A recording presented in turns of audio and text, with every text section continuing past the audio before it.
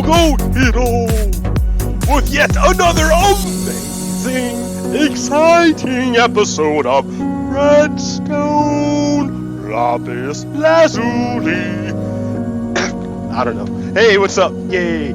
I have dealt with my issues this morning. Some of them. Because really, who deals with all their own issues? Enlightened people, that's who. Alright. So let me turn this down a little bit, just so y'all can hear me. Alright, and I can hear myself. Alright. So, this is all messed up. The beginning of the show, I did not realize I had set my phone to upload a file from my phone to my computer. I didn't realize. It was a big file, so it ate up half my upload, which meant my stream was like dead. Like, it was all messed up. Let me look now. Yeah, now it's all happy. Like, things are great now. Things are great, just like they should have been when I first got here. But, yeah. Alright, here, let me try this again. Alright. Alright, okay. Yeah, coffee, yeah. So, hey, look at this. I rejiggered this entrance. Makes it nice and easy to go down here. And, wow, I just realized. That was a close. Wow. Okay. So I changed this to be more like a train station because I needed more room. So I needed to like break down this deal here. And I have I just moved this train station. It used to be here. This is Grandma's train station. It used to be here. And I moved it to over here now. Hey. So it gives me more room. I widened the staircase. And it just looks happier. Just happier. It's just easier. None of that little squeezing through to another space. It's just all even now. And of course, I made room from here. And so as I was making space, I broke into this cavern. Pre-existing cavern. Yeah, I didn't do this. No, so this was here when I got here. Of course, it was all dark too, so monsters and all that other happy stuff. But you can see that's the bridge of my old mine, my first mine when I first came down here.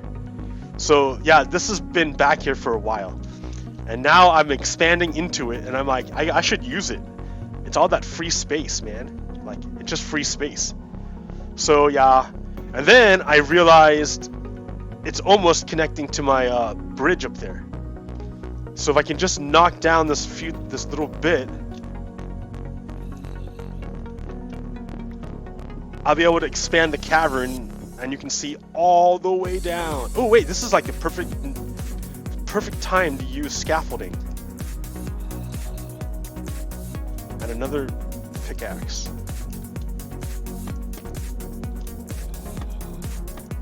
No, this one here. Yeah, I'm not quite all that great at putting scaffolding down. Dude.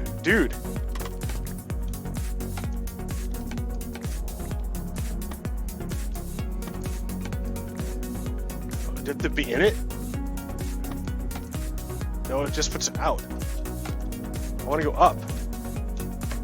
Oh, I have to look up. Okay.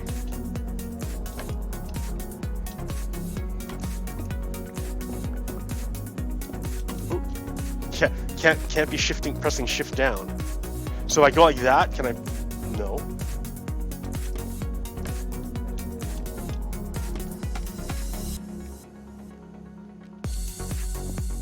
Scaffolding. How does it work?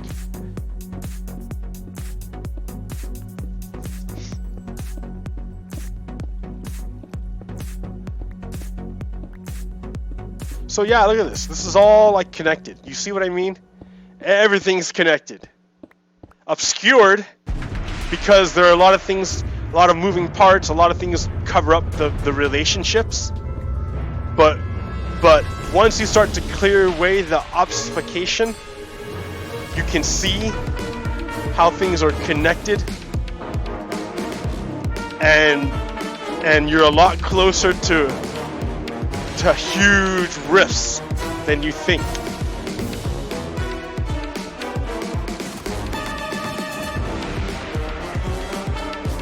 I mean, these, and like, look how far my base is from this thing. It's like, it feels nice and safe and secure inside my base, but look how far away I am from, like, doom.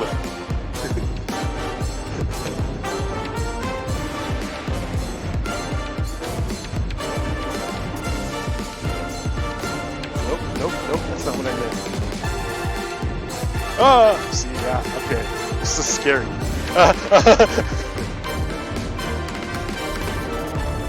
And it all falls down. Okay. So yeah, up there is my base. In fact, if I clear this away, I can probably make a terrace looking down into this lower level.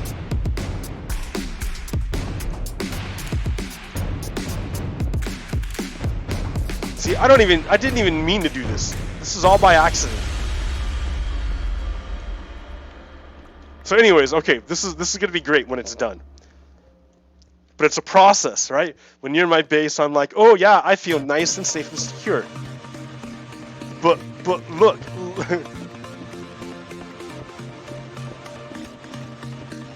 Alright, well, maybe not this one.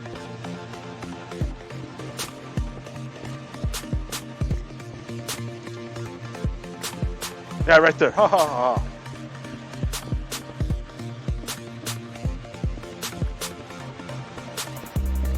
It's all connected.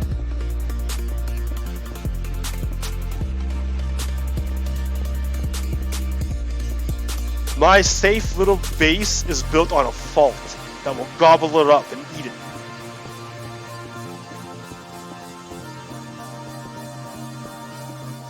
It's not safe at all. It's not secure at all. There's a gigantic rift right under the surface.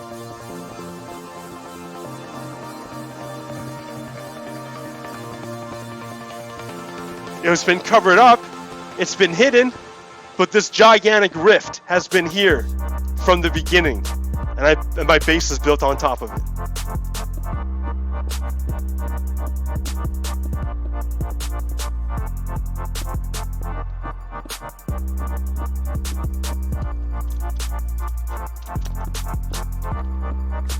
Yeah, right here, right next to me.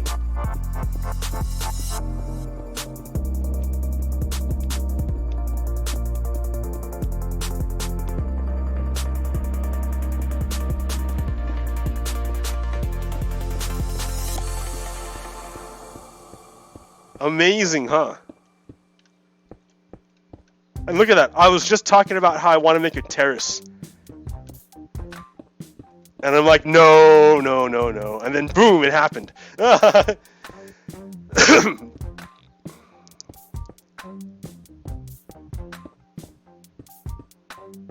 Okay, enough of this. So, you see how, yeah, just right there. So I decided I have all these unemployed people over in my citadel, over in that thing. They're all hanging out underground, and they're just like, they're bored. So I'm like, I need to make a new city. I decided I want to make an iron-based city, but then I'm like, man, I don't know, how am I gonna do it? So I went over there and I started working on stuff. And I figured I was gonna walk a lot back and forth, and I didn't want to. I'm lazy. So I was gonna make that train station to shorten the time I had to walk.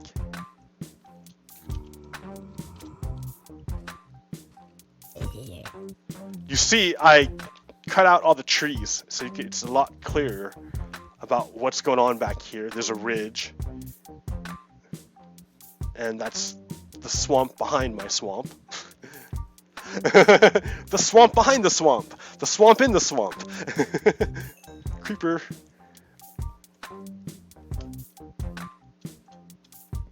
And yeah. And lo and behold, what should you see but a structure? A lot of these trees got cut down. Hey, guy. Ooh, a trader. What's up, dude? Ooh, what do you got? coral. I need a sponge. Gray, mushroom, white dye. Yeah, I don't need any of this stuff.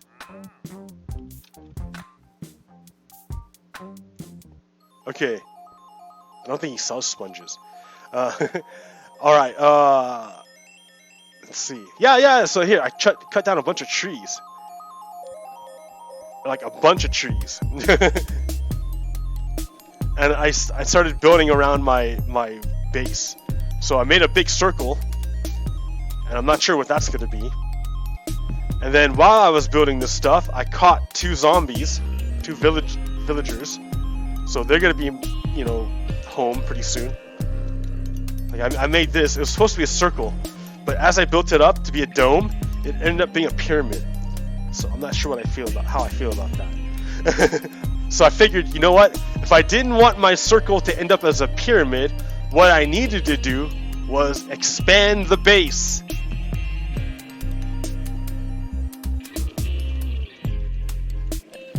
And here's another guy. He's another villager I caught, a zombie villager that I'll cure.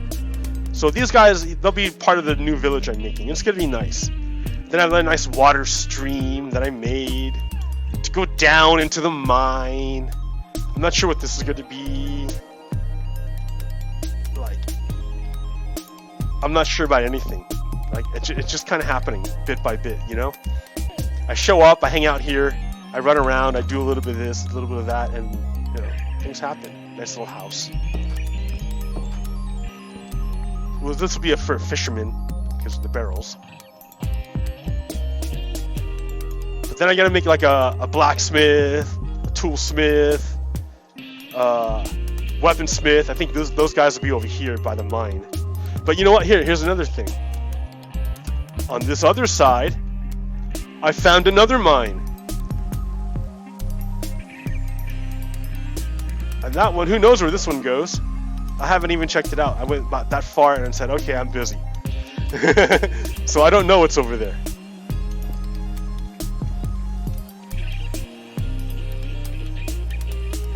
Like it was a bigger hole. I had to cover it up for safety.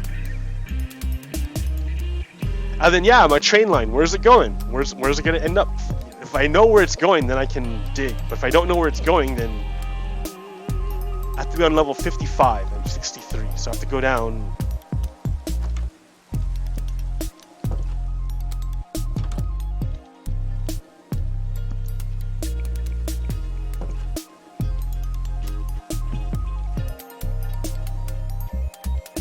This level here.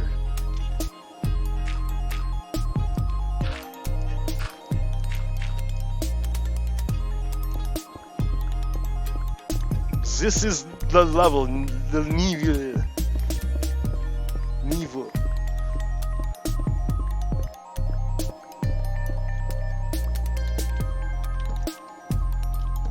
But I'm not gonna do it here. This is not where I want it.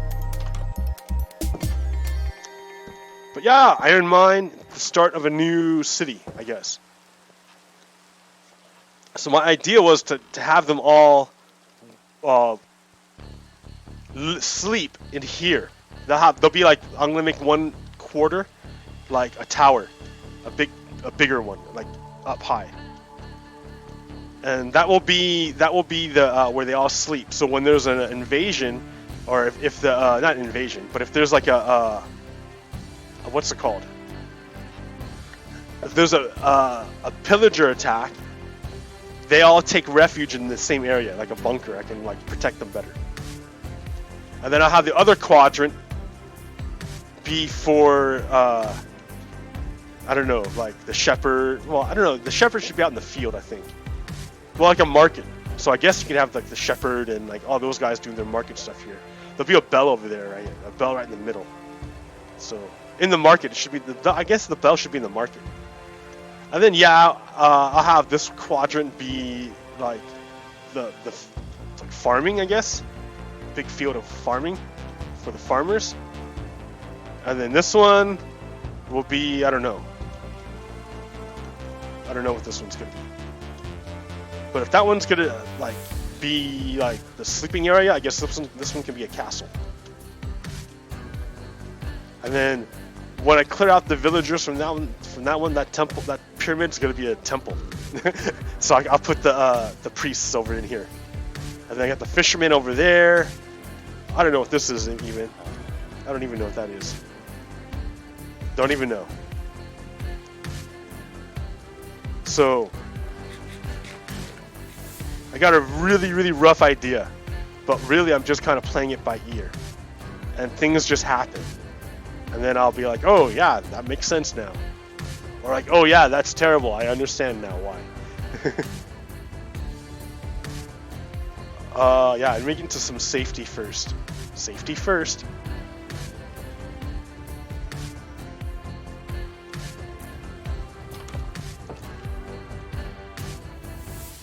Oh yeah, this is a lot better. Oh yeah. Bandwidth. Okay, let me go hang out down here. New scenery.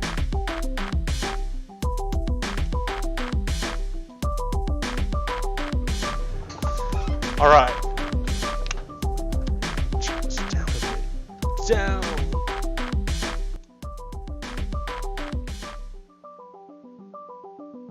Okay. So, cheers. Good morning. The first thing I write these things down during the week, and as they go along, I like talk about stuff. There's a lot that happened, and I have a lot to talk about. And if I talk about them all, they're not going to feel very important. But that's the problem. Right now, we're going through historic times. We're in a period of transition. I think I told you guys about the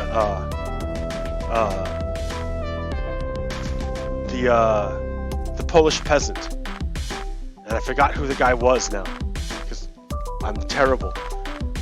I haven't. Oh man, I gotta work on that one. The Polish peasant.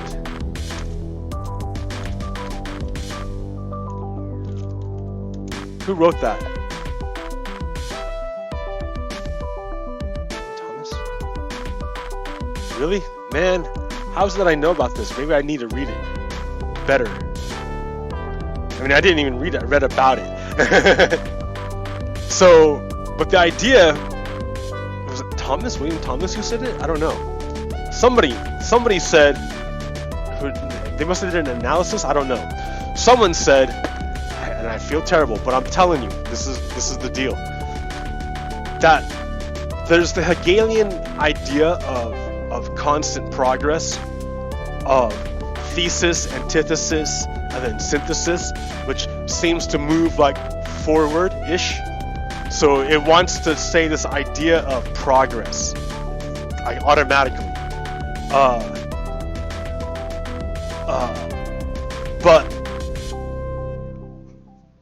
But the idea is the spirit has to inhabit a form, and that form is limited, whereas the spirit is not. So what happens is, according to this guy, and I can't remember who he is, what happens is over time, because once you take a form, it's locked. You can't change anymore. You're locked in that form. You're stuck. And so that's the way it is. And then so there'll be increasing tension, conflict between the form and the spirit, because the spirit stops being properly expressed through the form. The form doesn't give expression to the spirit accurately anymore. But the spirit is stuck with that form. It's stuck. So there's a tension, and it's pain, it hurts. Until one moment when the form breaks down. And then you have free spirit, free content. Free content. The content is free. And in this freedom, it's just going wild. It's just expressing in amazing different ways. But in order to persist, in order to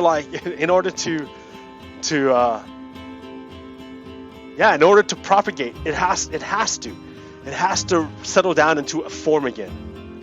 It'll be a new form, and in this new form will better represent the expression of spirit, and it'll settle down into it. and it'll hold for a while, because it too, over time, the spirit will change, whereas the form doesn't. And so over time, yeah, there'll be conflict again eventually. But that says, what the guy is saying is that there isn't necessarily forward progress. It's not a given that you're going to progress. You have to fight for that progress, because things will change. It doesn't mean that they're going to necessarily change for the better. You have to fight to make it real, because there's another side who's fighting for the exact opposite idea, and your idea and their idea cannot coexist. Can't do it. Can't do it.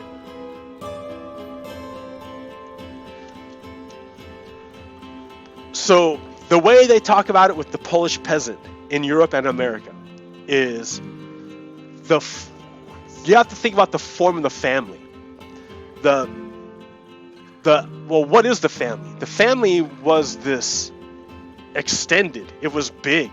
Family was big because people didn't really leave their places, right? Spaces, like people really take for granted infrastructure. Infrastructure is amazing. Like, it's amazing. It's amazing. Like, because it helps individuals save so much energy. Like, people don't, like, individuals, I think, lose sight of how much energy they save from infrastructure.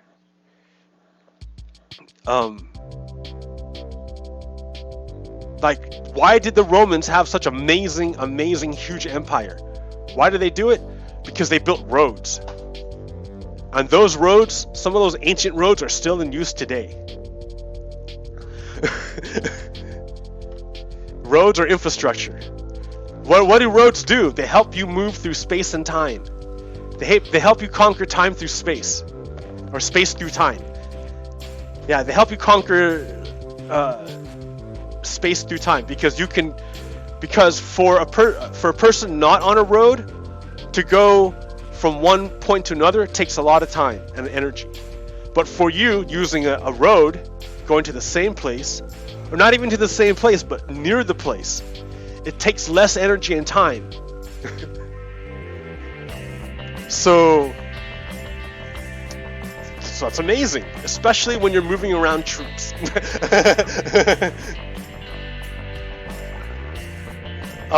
And goods and stuff. So infrastructure is huge. Why did I start talking about infrastructure? But back in the day, they didn't have infrastructure, right? They didn't have all this great, amazing stuff. So people were stuck and rooted in place. And when you're stuck and rooted in place, you're like connected to the land. That's the serfs. We're talking like feudal times. And yeah, your family was deep. It was rooted. And everyone knew their place, because it's been this way for centuries upon centuries upon centuries. It's always been this way. The form has been established and it was set. And if you deviated from the form, people got really upset. It didn't work out too good for you. You probably got exiled or something. Who knows? Like, yeah, you gotta stick to your form. Okay, and it served everyone well. Everyone knew their place. But then we had capitalism. And the serfs got kicked off the land. They were dispossessed off the land. So they were uprooted off the land, and then made into workers, into proletariats, into people who owned nothing and had only their labor to sell. Okay, some of these people, because they had to, left their land, left everything, left their language, left their culture, left their roots forever. They left it to go to a new place called America. And when they got there, right, it was really different. really different. Really different. It, like, you can almost imagine like being Thor and waking up on that trash world. And kind of knowing how things work, but not really. And it was brutal. No.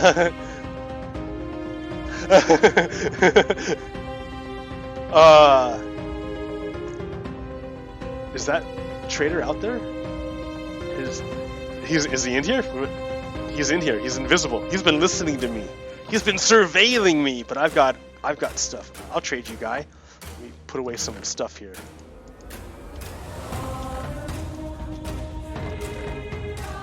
I should maybe make I'm gonna make a giant item sorter to sort all this stuff that I'm doing right now. So I don't need to do anything I'm doing right now. I just have to, yeah.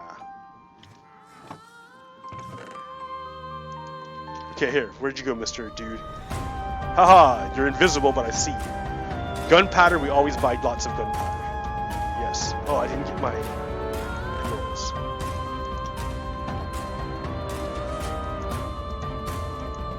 Gunpowder, yes. Orange tulip, I don't need it. Lily pad, sure, I'll buy lily pads. Okay. No more, I don't need pumpkins. For an emerald, and then I can sell 10 of them for 1 emerald? Yeah, no. What is that? White? Yeah, no. And the blue dye, that's... No, I don't need it. No, we're good. Thanks, guy.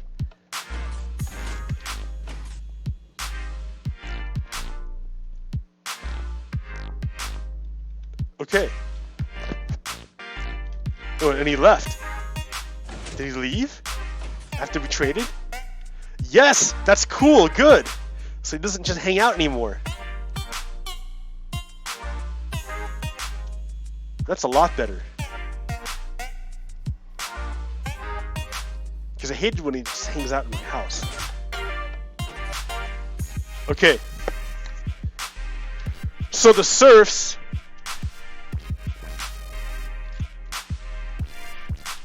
The serfs are like left their ancestral lands and became proletariats in a new foreign country.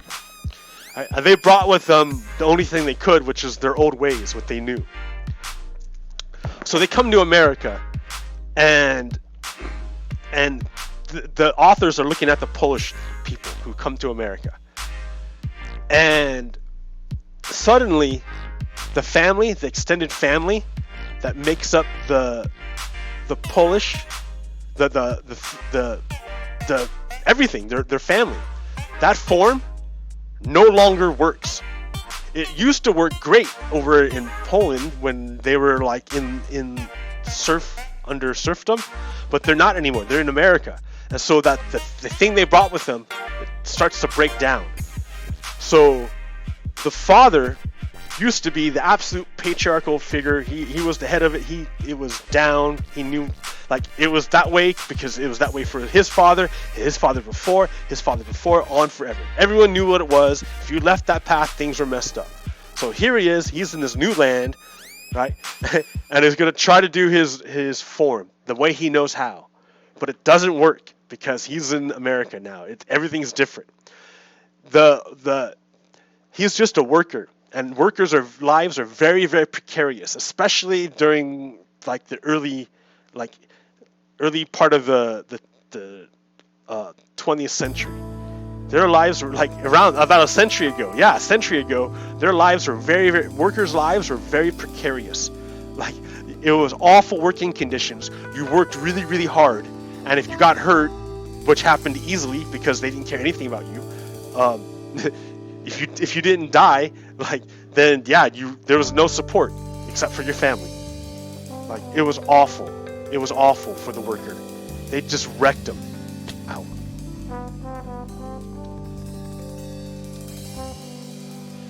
So it was conceivable that a lot of these older workers would be unemployed, and so their form, their idea of family, has them as the head of the household and the keeper of tradition and knowledge and wisdom. And now all of that's gone. And then so his children who are over here, the first generation of children who are growing up in America, they're torn because half of them learns from from their family life, from their mother and father, the old ways. But then they go out into the world to work or to go to school, and they learn about this whole other world. And then, so there's like conflict, because that's the form breaking down. They get the old form in the family, but then they they also get the new form of where they have to be. They're kind of like going nuts about it, because it's like free content. It's like, you know, they're able to express themselves in a totally different way that's not possible while you're in the old form. So the form is breaking down. There's conflict between the children and the patriarchal figure whose ideas and new forms no longer work in this world anymore. And they feel like, oh man, it's terrible, it's awful. It's such that this goes on for over like 3 generations, because then their kids, the second generation of Polish peasants, they're like way deep into American culture. Yeah, they have some of the old way, but they're fully ingrained, not fully, but they're much more ingrained in the American forms, the new form. And so they're not as wild as their parents at figuring things out. But yeah. So we see how the ancient form of the serf family comes to America and is broken down by this new environment and is forced to adapt and change into a different form, a new form, an Americanized form, to survive in this new environment. It has to do it. It has to do it, or it dies. Okay. So, and it's not necessarily progress, right? You have to make it be progress. It could be that the form breaks down, and instead of the children adapting and learning the American ways and synthesizing both ways into their children, it could be the stress breaks down the kids. They can't adapt, and they descend into bad stuff. Maybe it happens to their children. Who knows? There's a lot of stresses. So, okay, I want you to. I said all of that. It took a long time. I'm sorry, but I gave you all of that because I want you to connect it to this next thing over here. And it's a tweet, and I don't know if I can find it real quick. But this idea that form and content isn't necessarily connected. Oh, no, it's absolutely connected. It isn't necessarily progress, but it's a moment of freedom. It's a moment when the old form has been broken, but the new form hasn't taken shape yet. And in that moment of freedom is vitally important. It is like the super important part.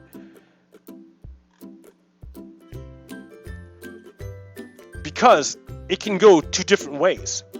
We're at that moment right now. We could adapt well, or we could adapt very, very poorly. And it's happening right now. This is that moment in history when the old form is broken and the content is free, and we need to express it to make the new form in our image so that it better expresses our content.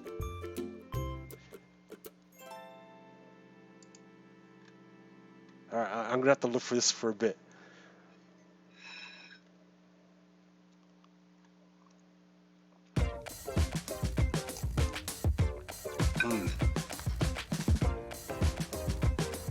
Dude, this is gonna be tough. Hold on, I gotta do it. Am I still live streaming? Yeah. I don't know if anyone's watching. They're like, F this guy. He's messed it up too much. I'm not gonna be able to find it. But yeah. What I'm saying is that America is that family migrating from the old world to a new world. So our family, the old form of the family, is broken down. It no longer applies. The internal conflict, has broken it, and now it's free. Everyone sees everything, and it's up to us to decide which direction we're gonna go in, because there's 2 directions we can go in. I keep telling you, only 2. We can either go toward fascism, authoritarianism, Donald Trumpism, or we can go toward equality, freedom, justice, a truer representation of the preamble of the Declaration of Independence, where all people are created equal and are free. This is vitally important because that idea, the Declaration of Independence, and the idea of Trumpism cannot coexist. They're totally opposite. Donald Trump is the enemy of the United States. Donald Trump is an enemy of the United States. If you support Donald Trump, you support an enemy of the United States. And I am with you, America, in resisting Donald Trump.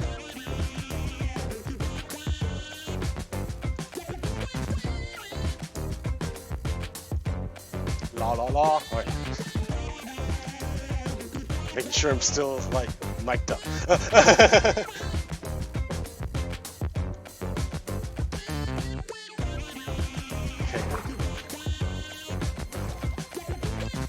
Like, this is a big deal. I told you that big long thing because I'm trying to impress upon you the big dealness of this nature. What happened up here? Oh crap! Hey, what's up, buddies? What's up? You guys shoot each other. Ah! Oh, you're not friendly, huh? I don't have a shield on me. Oh, ooh, they kind of do shoot a lot. Hey, dude.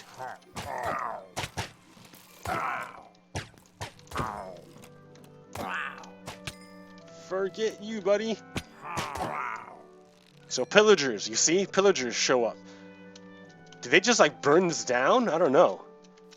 What happened up here? This used to be like all forest and trees, and there must have been a lightning strike. Yeah, lightning must have struck up here and started a fire. Because look at that. Holy crap. There must have been a big fire up here. That's funny. Lightning.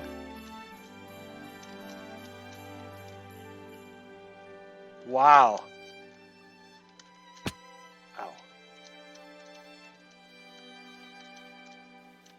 Good thing it didn't burn down my train station. Oh, jeez.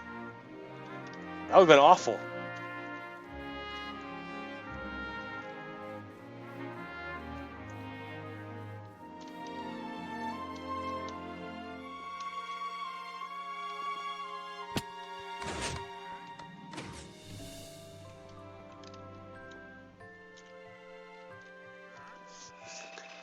All right.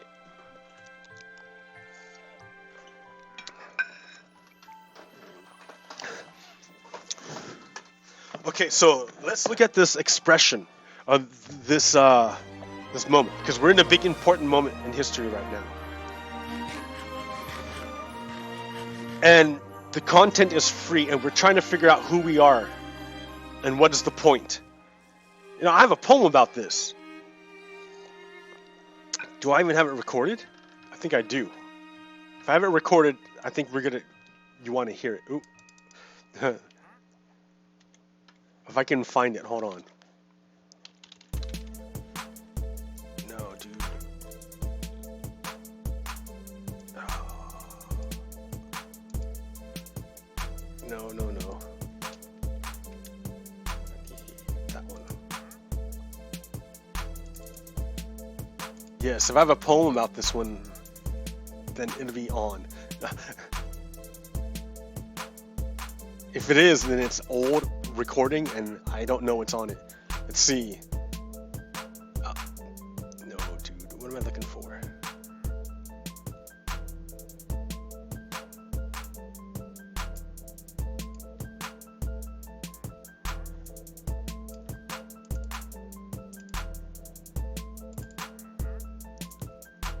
I'm looking for documents.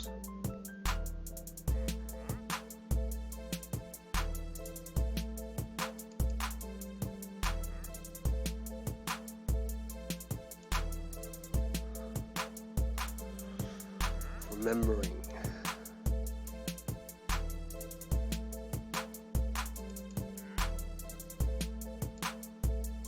I do.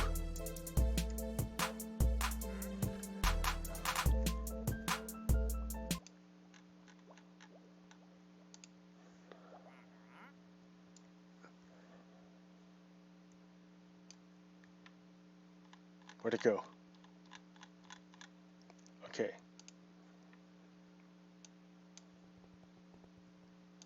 So remember, okay, this is what it's about. We are in a moment between two possibilities. Remember all that quantum BS I was talking about earlier? All right.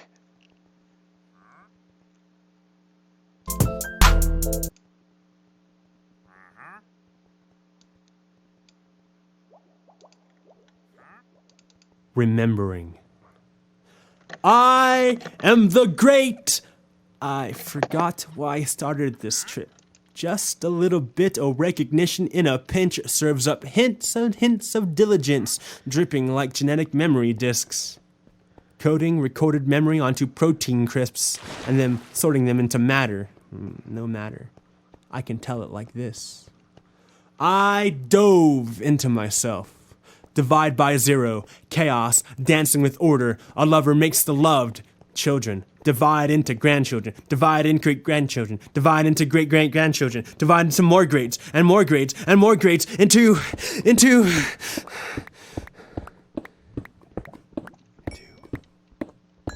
In my art, I forget who I am. I am the meek. I write when there's nothing left to say. I am sitting at a desk, facing a glowing cube that sometimes reflects an image of me. All I see is a silhouette, past the screen and into the looking glass dimension.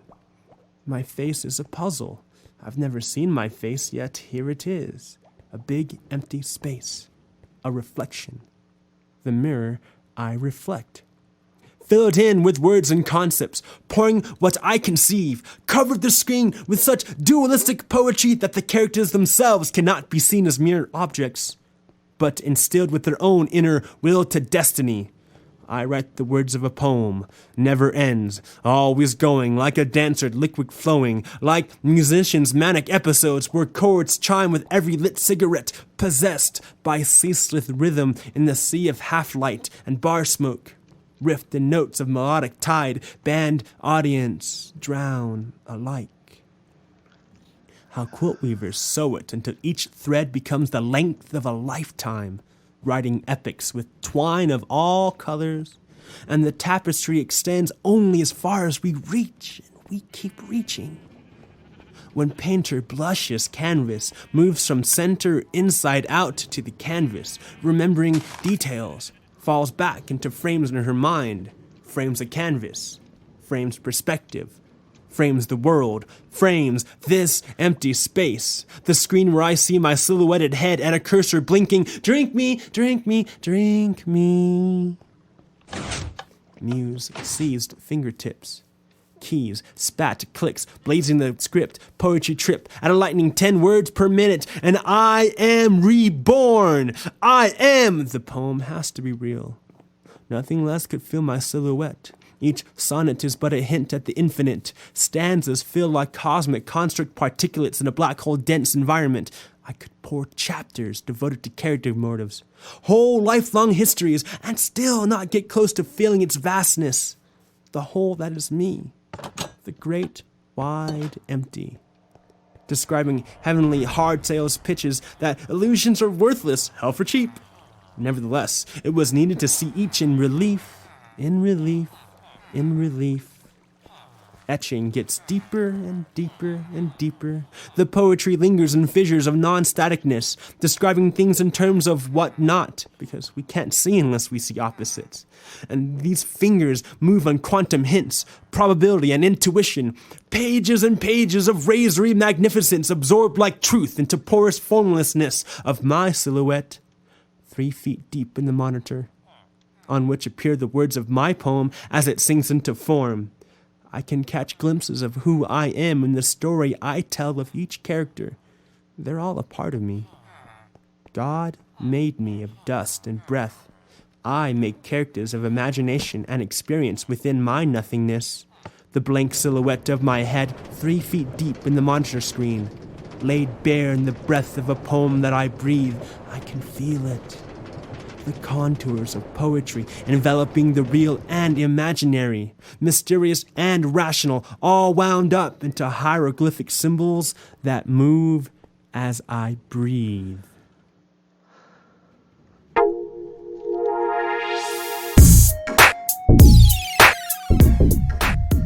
Yeah. Remembering. Form and content. This is a period of free form. We have a choice as to which direction we are moving.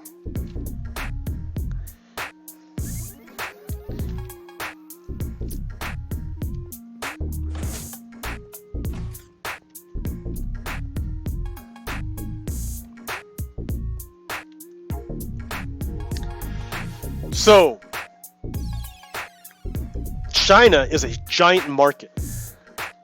China is a giant market. There's 1.3 billion people. no. 1.3 billion people in China. And that's a huge market. And Blizzard, the company, wants a piece of it, wants to get in it. But China says, no, if you come to China, you have to abide by our rules. And our rules say that you cannot insult the nation of China, the country of China, the government of China. You cannot insult the government of China. The government of China will not abide by being insulted by individuals. So Blizzard is like, okay, China, we want to enter your market. We will listen to you. So they had a contest, and in this contest, a person won. An individual won the contest, and after they won the contest, during an interview, they expressed solidarity with the protesters in Hong Kong. When he did that, this angered China, the government. I'm sure the people don't care, but the government got really upset. And the government said, hey, if you want to do business here, you gotta follow our rules, and our rules say no individuals can talk smack about the government. So Blizzard said, okay, China, we will listen to you. And Blizzard took away the prize money from the winner and kicked the winner out of the competition after they already won and everything, to appease China. So if you think about Western values, like our Constitution. Our Constitution says that government is not allowed to control consciousness. That is yours. That is sovereign. Consciousness is yours. So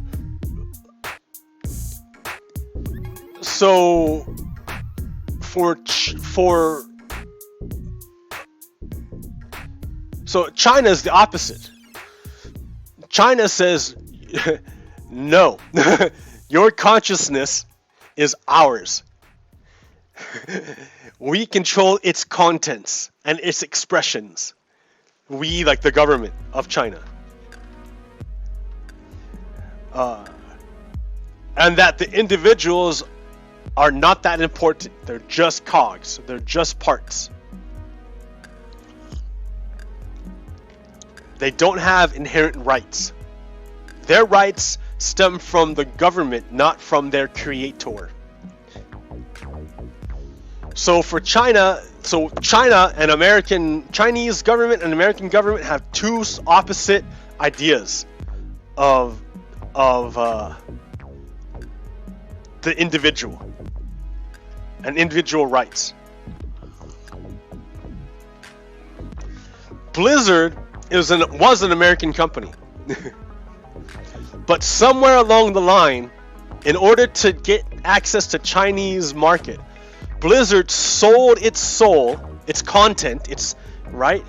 It sold itself to China. They said, okay, China, we will embody your values and ideas in order to gain your market. So China moved from Western company over to Chinese company.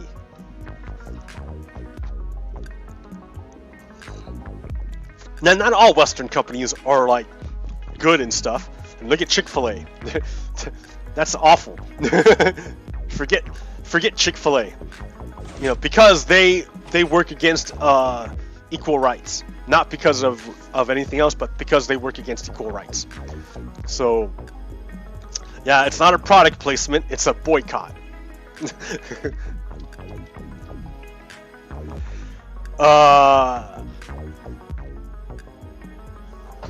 So Blizzard did this, and everyone flipped out, and they canceled their subscriptions. And after 3 days, Blizzard relented and then gave back the prize money. And then the guy is suspended but not totally kicked out, which I'm like, ah. But yeah, see, you have to be careful. Do you see the direction China wants to go in is more authoritarian? That's one option, is to move toward China.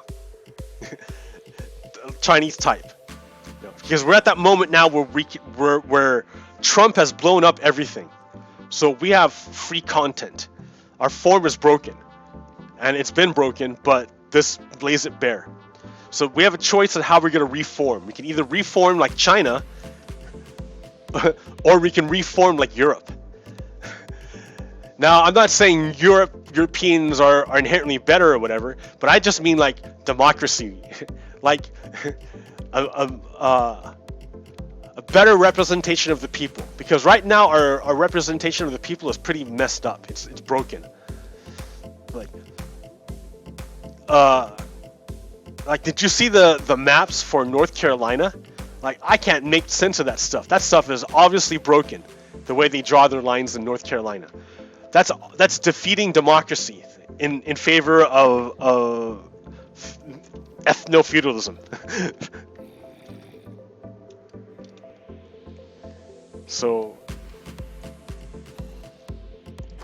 like, these ideas can't coexist. You have to pick one or the other. It's gonna happen. You have to fight for one or the other. It's gonna happen.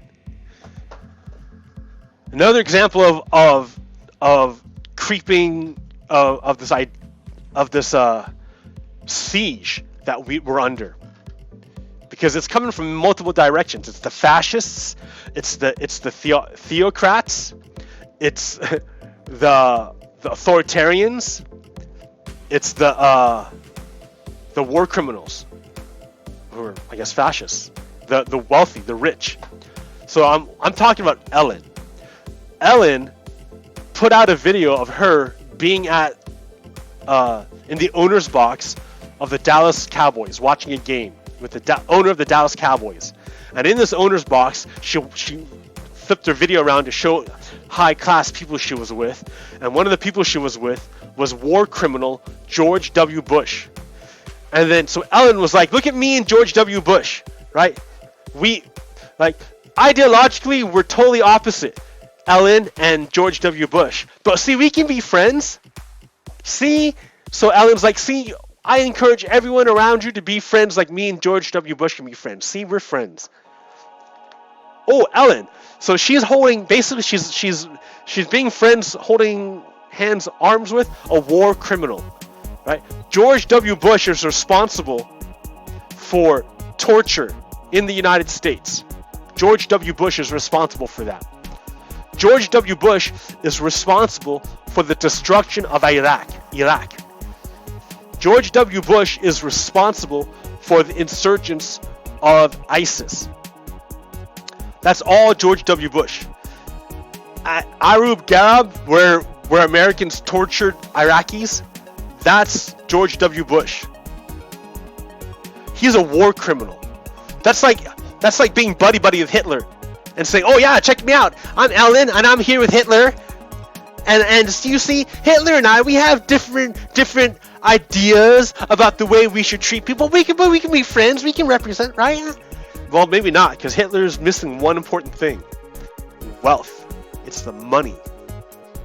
The thing that makes all those people together is money. They're all rich. That's why Ellen has no problem hanging out with war criminals, because he's rich. So if he's rich, he must be pretty okay, right? That in their way of thinking. That is fascist way of thinking. That's what I'm talking about. We're in a moment of free content, and how you express yourself is indicative. It's like locking down your form. Remember I was telling you about how your form, how the future is a quantum cloud, but your past is an actual solid thing that actually happened? How you act in this time of free form, of free content, when our form is broken, how you act now is going to determine your future form, because it'll be your past, and your past determines who you are in the present.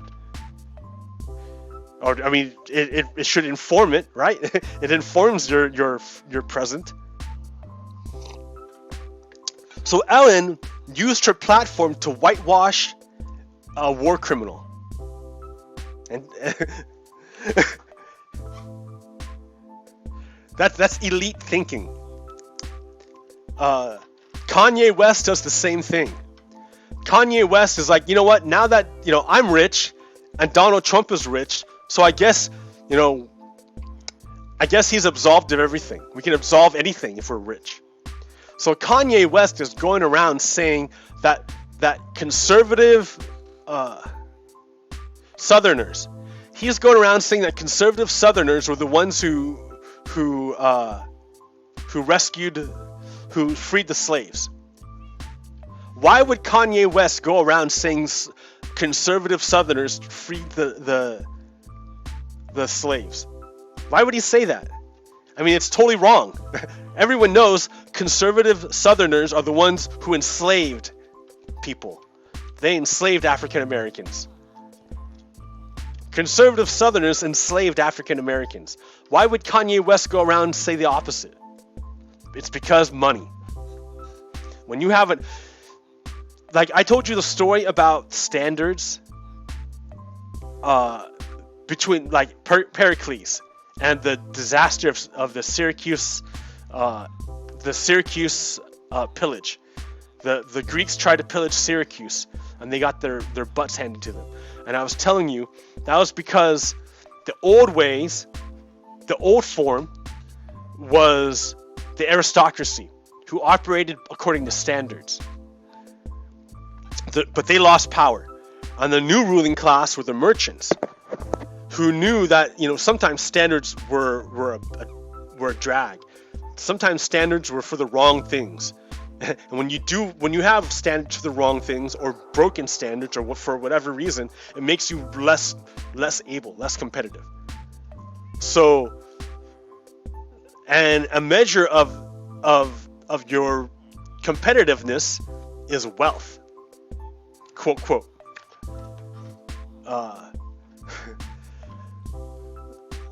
So merchants were able to take power. The money elite was able to take power from the blood elite, the aristocracy, through money. Because the aristocracy elite's standards were no longer applicable to society. That form broke down, and the new form was the merchant class. The merchants' only standard was money, and that too is an inherent limitation, because that's a broken idea too. Money is not the only standard by far. It's not, but merchants want money to be the only standard because they have the most money. Therefore, they can define anything as whatever standard they want because they have the most money. So, but just because they say it doesn't make it true, right? Standards are important because they reflect the truth when they're good standards. So the merchant class tried to have an attack Syracuse because it would be profitable. It was good for the money. But in truth, it was a bad idea. For many reasons, it was bad according to good standards. It didn't meet the standards, but they tried to do it anyways for money, and it was disastrous, and it wrecked them. So there's limitations on both sides, you know. They don't have both. Neither side can see the true picture. Only one side, only one group can see both sides, and that group is the workers, the people who actually do the stuff. That's me and you.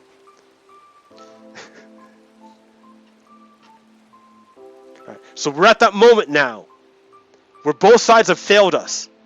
The merchant class has failed us. The blood aristocracy elite class has failed us. The only people who are going to save us are us. This is our moment. This is our moment when we move forward. And so we have to recognize what it is that we stand for. And I love you guys, right? I love you. I love you all. I love you in every one of your forms. You're beautiful.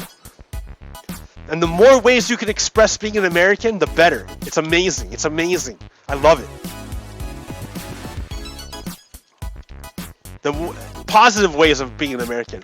I mean, like, you know, I don't want you to go kill people. That's terrible. That's the worst way to prove that you're an American.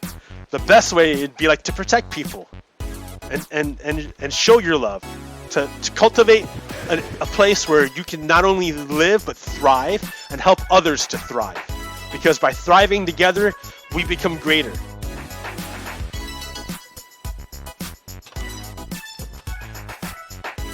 This is our moment.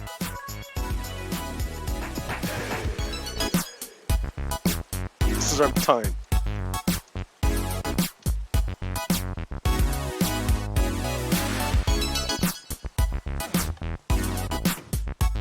It's beautiful. You just gotta get there. We're so close. Because I see it. I see it everywhere.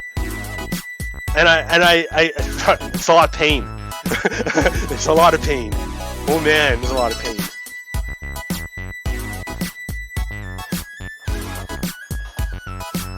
But if we can pull it together, it'll be great.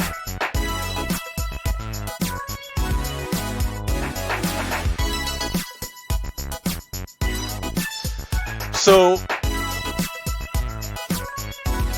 I was listening to a podcast by a woman named Molly McNew. And Molly McNew is an expert on Russian history and disinformation. She gave this interview on disinformation. And the key thing that I got out of it, or one of the main important things, was that truth is very expensive. It's very expensive to find out the truth. It takes a lot of work. But disinformation, lying, bullshit is absolutely free and very, very easy. So a person only has limited bandwidth. They can only get so much stuff at once. And if you can clog that pipe with crap, then their ability to download the truth becomes degraded. And they can't receive the truth. It becomes much more difficult. You've got to flood the channel with bullshit. And it's very cheap and very easy. Because it's very hard to get a hold of that truth. Or the closest approximation to the truth possible. So that's why I think Molly McNew is highlighting that the fact that we're in this huge disinformation war. The way we're being attacked by China is not through guns, it's through the market. It's the way America attacked other nations with its corporations through the market. There's multiple levels of warfare, just like there's multiple levels of analysis. We can look at the individual, we can look at the cells, we can look at the organ groups, we can look at the systems, a circulatory system, the lymphatic system, whatever. Or you can go up. You can look at the individual. You can look at the group, the family. You can look at the neighborhood. You can look at the ethnic group. You can look at the gender. You can look at the you can place it within its social historic context. You can look at the country. You can go up even higher. Look at the, I don't know, region. Like, it's huge. My God. So, oh, I lost. Malik Manu, we're in this war. There's many ways of conducting warfare. And on the information front, yeah, I've been, the Russians are kicking our butt. Like, seriously, kicking our butt. Someone, I don't know who it was, someone said that Facebook has turned into 4chan for boomers.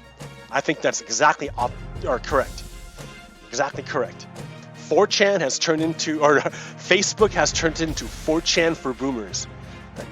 That we need to, like, regulate. Because they just spread lies and memes and lies, and that's all disinformation. And clogging the bandwidth of our old folk so they can't download the truth. Like, they're old school. They're on the old school modem. They don't have our upgraded, our young upgraded brains for downloading tons of information and processing it and filtering it. They're on the dial-up modem. The old, stick the whole receiver in modem.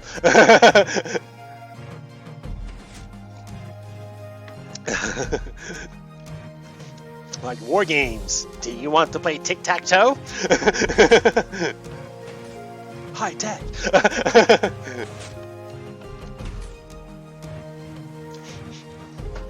So we got that going on. Now, here's another thing.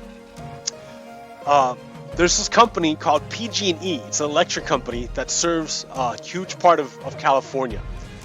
And in the past, during high winds, there have been problems with its equipment sparking gigantic wildfires that cost the state billions of dollars to put out, and lives lost, property lost, habitat destroyed, tons of stuff. And the state sued them. They were sued and they lost billions of dollars. So PG&E is like, man, our old equipment is causing these wildfires during stuff. But it would cost us money to fix it. Oh well, guess it's not getting fixed. So then another high wind episode takes place where their old ass equipment is in danger of sparking wildfires. What do? They're like, oh, we're just gonna turn off power and stop serving you for like a week, so our lines don't cause a fire and make us pay out billions of dollars again. Like, what? You can't do that. That's stupid. Do you see the power that you give corporations? That is dumb. Because the corporation didn't want to spend money to upgrade its equipment, it's gonna make like millions of people suffer. Because who knows how many sick and disabled people don't have the luxury of just like going somewhere else, who are dependent upon electricity to make their machines work. Like, that's dumb. I can't believe they would do that.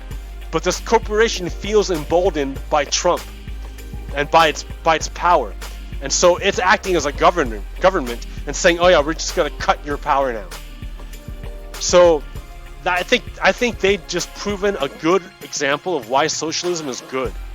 Because if PG&E, if our power grid were not owned by a private corporation, but instead owned by a municipality, by the government, by us, we wouldn't do this. They would be upgraded and served, because it's really important that you have power available to people. You can't just turn it off for a week. Like, that's dumb. Because of your short-sightedness. That's stupid. You pay the money then to have people go out there and watch the lines with their eyeballs. If you don't want to, you can't just turn it off. You pay the extra money to pay people to go out and sit out there and watch with eyeballs to make sure that these power lines don't start fires. That's your fault. That's not your customer's fault. That's so dumb, dude. See, corporations should not have this kind of power. This is life and death power, and that corporations ought not to have. You ought not to privatize water, electricity. Like, that's just dumb.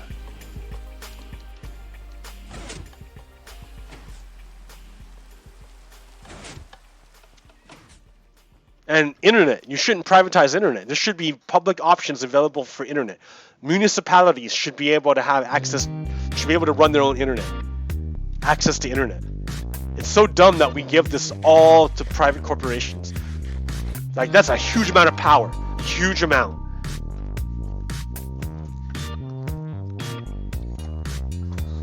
So, yeah, that's just ridiculous. So, the big news, what happened is that Trump betrayed the United States and betrayed our allies, the Kurds. The Kurds are a group of people who have been a nation. It's a nation. The Kurdish nation has been living in the Middle East, like shoved into a corner of the Middle East. Yeah, they're a nation. But when the European powers redrew the lines in the Middle East, they forgot to make, well, they didn't forget, they purposely did not give the Kurds their own nation, because the land where they were going to make their own nation, Turkey wanted that land. So the Europeans are like, all right, Kurds, sorry, you have no nation. Well, the Kurds are a people and they're a nation. They're not going anywhere. Just because they don't have a nation doesn't mean they're gone, right? So they're out there in the desert and then like cut up between three countries. Their land was their nation was cut in between three countries or something. Iraq, Syria, and Turkey. Like, what? So they're under attack and cut up from like three different sides. It's awful. And the Americans were the only ones helping them out, because the Kurds were helping out the Americans by keeping down the ISIS. They found, fought, and captured ISIS and put ISIS into prison. Donald Trump is a puppet for a lot of people, whoever pays him money. So in order to get money to have his Trump Towers, Donald Judas made a pact with Turkey and said, hey, Turkey, if you let me keep my Trump Towers in Istanbul, I'll let you kill the Kurds. And Turkey said, okay. So this makes America look terrible. This dishonors America. This dishonors the Kurds. They're gonna die and get ethnically cleansed, genocided, because Donald Trump withdrew American protection. He sold out the Kurds for a bunch of buildings in Istanbul for money laundering for the Russian mob.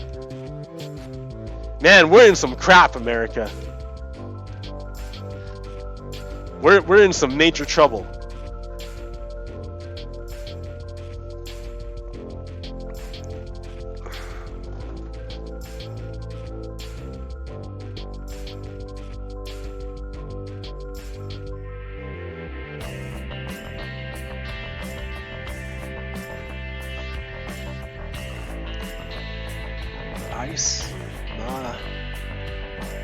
Ice mod drive, straw broken. What? Ice machine, straw broken. Oh yeah, okay.